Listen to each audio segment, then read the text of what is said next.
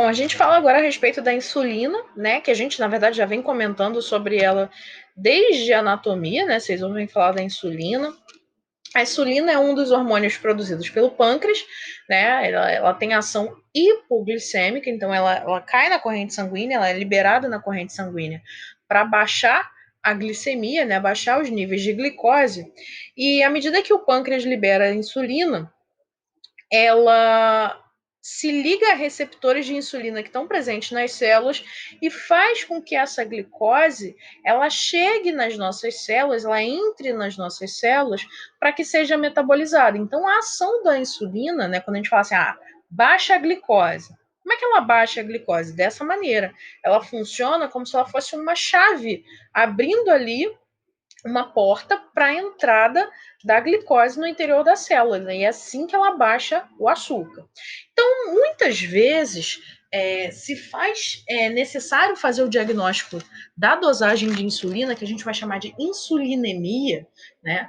Para avaliar como que está o metabolismo desses carboidratos, né? Principalmente em pessoas que vão sofrer muitas vezes com a questão da hipoglicemia. E a gente fala assim, poxa, fazer o diagnóstico de um diabetes mellitus, né? Você está ali olhando a taxa de glicose no sangue.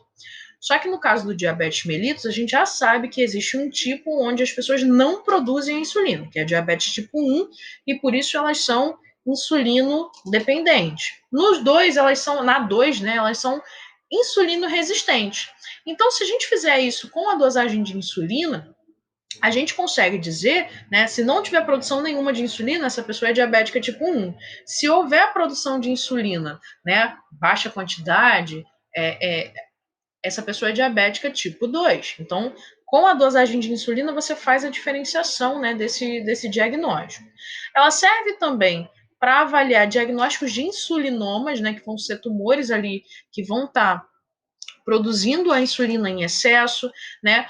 Podem ser dosadas, ou pode ser dosada em casos de obesidade, né? Onde os níveis de insulina elevados vão ter uma resposta exagerada, né? Após uma sobrecarga glicídica, né? Então, muitas vezes, na obesidade, se tem um excesso de insulina sendo produzida, justamente porque entrou uma quantidade de alimento tão grande ali, que a resposta do organismo é elevar essa produção para tentar baixar o máximo que ele puder, né? O que não significa dizer que essa pessoa sempre vai ter uma glicemia baixa. Não, estou dizendo que a insulina vai estar em quantidade bem alta, né, para tentar diminuir ao máximo, mas vai depender muito de quanto essa pessoa comeu e de quanto essa pessoa ainda vai continuar comendo. Tá? Então, muitas vezes ela é utilizada ali no monitoramento de pessoas que são obesas.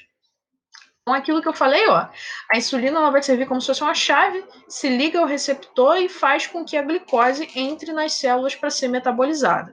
Esse gráfico aqui a gente já tinha discutido lá em introdução à bioquímica, né? O pico de insulina ele é pós-prandial, ele é logo após a entrada, né, do alimento no organismo. E em relação a valores, né? As crianças de 3 até 11 meses, né? Para fazer o jejum é no mínimo de 3 horas, ou com intervalo entre mamadas, né? Em caso de bebês. Crianças acima de 4 anos, o jejum mínimo é de 8 horas e máximo de 12, tá? E isso serve para adultos também.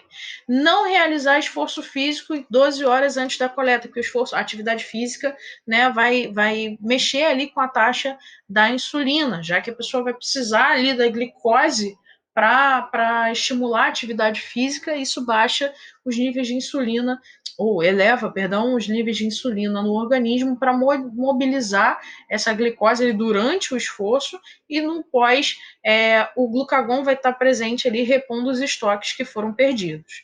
O material é o soro, o valor de referência, né, normal, inferior a 140 miligramas para resistência à insulina, ou seja, pessoas que são resistentes à insulina, entre 140 e 199, e no diabetes igual ou superior a 200 miligramas, tá? Esse aqui é o que é o chamado pâncreas artificial, né? Ele vai liberando ali doses de insulina ao longo do dia, né? Isso aqui seria o metabolismo normal, e uma pessoa com resistência à insulina, ó, não tem ou não se liga ao receptor, e com isso a glicose está elevada.